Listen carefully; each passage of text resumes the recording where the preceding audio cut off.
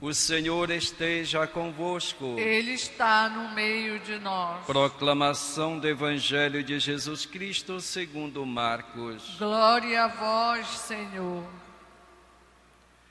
Naquele tempo, disse Jesus aos seus discípulos: Quem vos der a beber um copo de água, porque sois de Cristo, não ficará sem receber a sua recompensa. E se alguém escandalizar um destes pequeninos que creem, melhor seria que fosse jogado no mar, como a pedra de moinho amarrada ao pescoço. Se tua mão te leva a pecar, corta. É melhor entrar na vida sem uma das mãos do que, tendo as duas, ir para o inferno, para o fogo que nunca se apaga. Se teu pé te leva a pecar, corta-o. É melhor entrar na vida sem um dos pés do que, tendo os dois, ser jogado no inferno.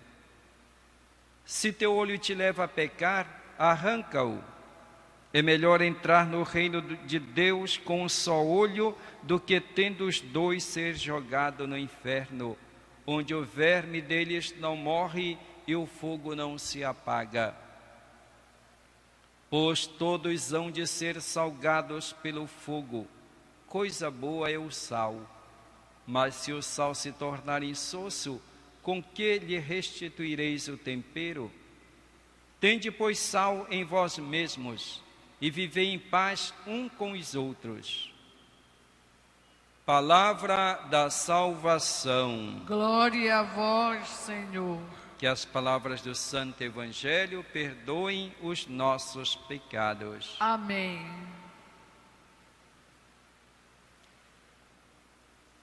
Queridos irmãos e irmãs, a palavra de Deus deve nos levar a viver no dia a dia o nosso compromisso de cristãos.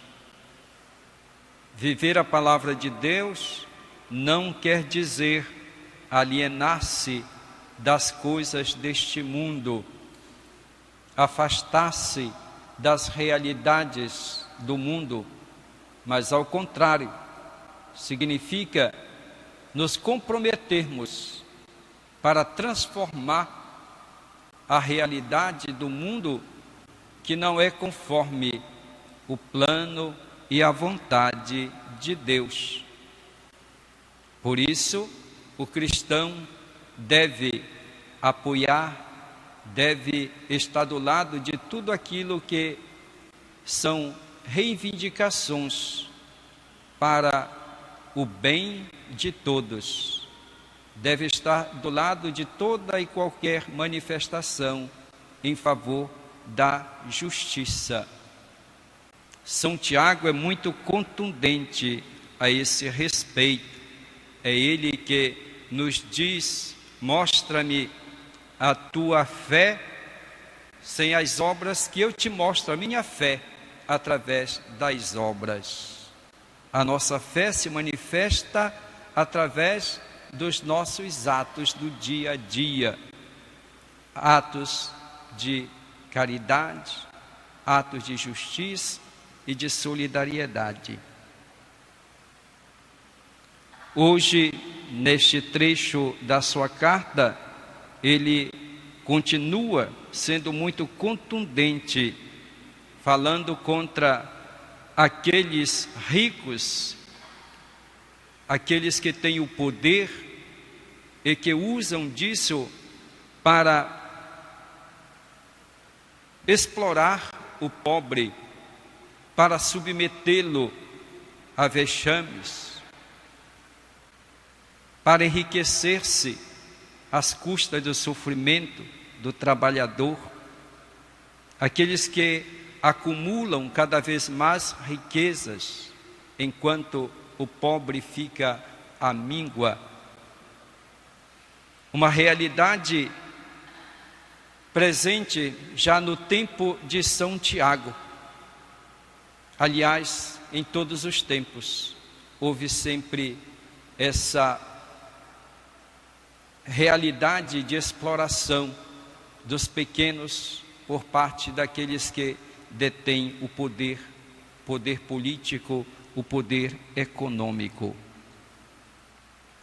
São Tiago diz que Deus irá cobrar e castigar essas pessoas que vivem desse modo, vivem cometendo atrocidades e maldades contra o pobre, o indefeso. É uma realidade presente também na nossa sociedade. A maioria é vítima da falta de escrúpulo e de compromisso, falta de honestidade da parte, principalmente daqueles que dirigem a sociedade, a nossa nação. Os poderes, poder legislativo, executivo e judiciário, infelizmente, todos eles, de qualquer maneira, falta compromisso com a sociedade. Porque basta ver aquilo que eles ganham, aquilo que eles acumulam, o salário que o trabalhador recebe, as leis que fazem, o modo como julgam, o modo como se comportam, o peso para os pequenos e para os pobres, o sacrifício para o trabalhador que recebe o salário mínimo e todos os benefícios para eles. Se corta do pobre, do assalariado, mas eles sequer cortam o mínimo daquilo que é o seu salário. Ao contrário, acumulam sempre mais benesses, vantagens para si. Todos nós conhecemos essa realidade, infelizmente. E por isso que o cristão não pode ficar calado, não pode de maneira alguma pactuar com essa injustiça que clama a vingança de Deus. Por isso São Tiago diz que essas pessoas irão pagar. Vai chegar o momento em que prestarão contas a Deus e pagarão pelos seus atos, pela sua insensatez, pela falta de sensibilidade e pela injustiça que cometem.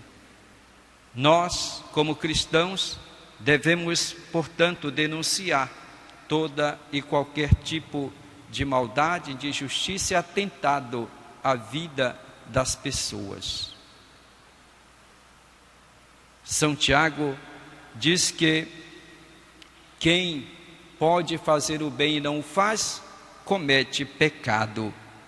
Portanto, nós devemos estar atentos para não cometermos o pecado da omissão, deixar de fazer o bem, calar-se diante da maldade, diante da violência, diante do atentado à vida que se comete hoje em nosso país, em nossa nação. Portanto, a nossa solidariedade a todos aqueles que reivindicam os seus direitos e lutam para que haja mudança neste modo de administrar a nossa nação. Jesus nos dá diversos ensinamentos neste trecho do Evangelho de Marcos que estamos lendo e meditando nestes dias. Jesus aponta o caminho que nós devemos fazer para trilhar o caminho de Deus. Nos dá diversos conselhos.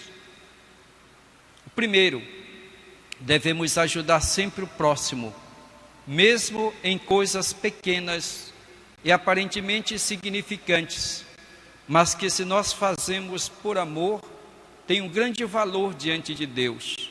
Até mesmo dar um copo de água a uma pessoa Um gesto tão simples e tão humilde, mas se nós fazemos com amor e como um gesto de solidariedade, isso é acolhido por Deus. E Jesus diz que não ficará sem recompensa quem dá um simples copo de água, num gesto de amor, de solidariedade. Tudo tem valor diante de Deus, tudo aquilo que é feito por amor tem um grande valor diante de Deus.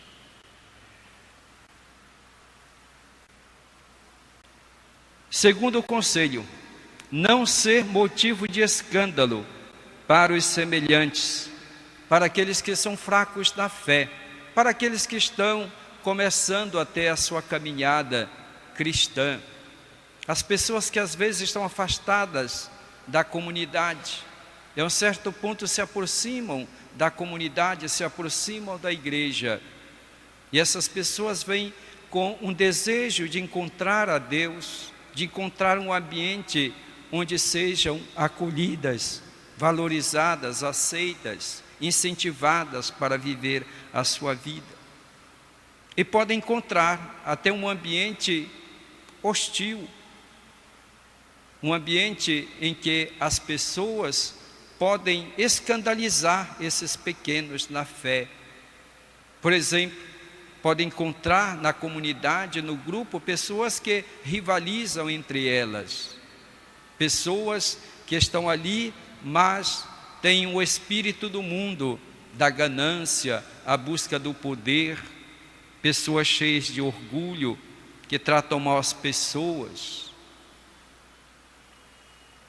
Uma pessoa que se aproxima da igreja e pode encontrar um padre, um bispo, vamos dizer que seja arrogante, que seja orgulhoso, que seja amante do dinheiro, isso pode ser motivo de escândalo para aquela pessoa e afastar-se da igreja, porque não encontrou um ambiente onde as pessoas procuram viver com coerência. Portanto, é uma responsabilidade para todos nós que estamos na comunidade cristã, principalmente aqueles que estão à frente de um grupo, de uma comunidade, têm o dever cristão de viver com coerência, de acolher, de valorizar as pessoas, não ser causa de escândalo para as pessoas. Terceiro conselho, erradicar, eliminar, cortar pela raiz tudo aquilo que pode ser causa de pecado. Por isso Jesus usa essa linguagem figurada. Se a tua mão é causa de pecado, corta. É melhor entrar na vida com uma só mão do que tendo as duas ser jogado no inferno. Se teu olho é causa de pecado, arranca-o. Se teu pé é causa de pecado, corta-o. Jesus não está dizendo que nós devemos agir assim ao pé da letra. Senão, a um certo ponto, nós vamos ter que arrancar os 2 olhos, cortar as mãos, cortar os pés. E depois vai ter que cortar também a língua. Porque quantos pecados nós não cometemos com a língua? Uma pessoa pode até cortar as mãos e os pés e continuar pecando com a língua, fazendo mal, falando mal dos outros, semeando discórdia. E a um certo ponto teremos que cortar até o pescoço, porque nós continuamos pecando através do pensamento. Portanto, não significa que literalmente vamos cortar partes do nosso corpo para não pecar. Significa cortar, eliminar tudo aquilo que pode nos induzir, nos levar ao pecado. Cortar com o vício de olhar aquilo que não convém, principalmente nos dias de hoje, com o advento da internet, quantas coisas inconvenientes, quantas coisas indevidas que se olha e que depois leva ao pecado. Cortar tudo aquilo que pode nos induzir ao mal. cortar com tudo aquilo que pode nos induzir a agir contrário à vontade de Deus, evitar os lugares que podem nos ocasionar o pecado, os ambientes que frequentamos, cortar com aquelas pessoas, companhias de quem pode nos levar ao pecado, que nos conduzem para longe de Deus. Cortar a mão, evitar de pegar, tocar aquilo que não nos pertence. Enfim, significa tirar da nossa vida tudo aquilo que pode nos induzir ao mal, aquilo que vemos, aquilo que nós tocamos, ambientes que nós frequentamos, pessoas com quem convivemos, aquelas pessoas que nos convidam para fazer o mal. Evitar tudo isso, cortar com tudo isso, para evitar que nós façamos o contrário daquilo que é a vontade de Deus, e assim prejudicarmos a nós mesmos, a nossa vida, prejudicar as outras pessoas. Último conselho de Jesus: sejamos como sal. Sejamos como sal. Quem de nós gosta de comida sem sal? Ninguém gosta. Ninguém gosta de comida sem sal. É insípida. Mas podemos ser cristãos como uma comida sem sal, sem gosto pela vida, sem sabor. Aquelas pessoas que são pessimistas, tristes, azedas, que reclamam de tudo. A gente diz, é uma pessoa insossa. O cristão deve ser como o sal, que dá sabor, que dá vida. São aquelas pessoas otimistas, aquelas pessoas que têm esperança, que têm confiança. Esses dias eu fui visitar uma pessoa conhecida, uma pessoa amiga, pessoa que está na cama, doente, há muito tempo, mas que transmite uma grande alegria, uma grande serenidade, uma grande paz. É uma pessoa que é sal, a pessoa que tem uma confiança muito grande em Deus.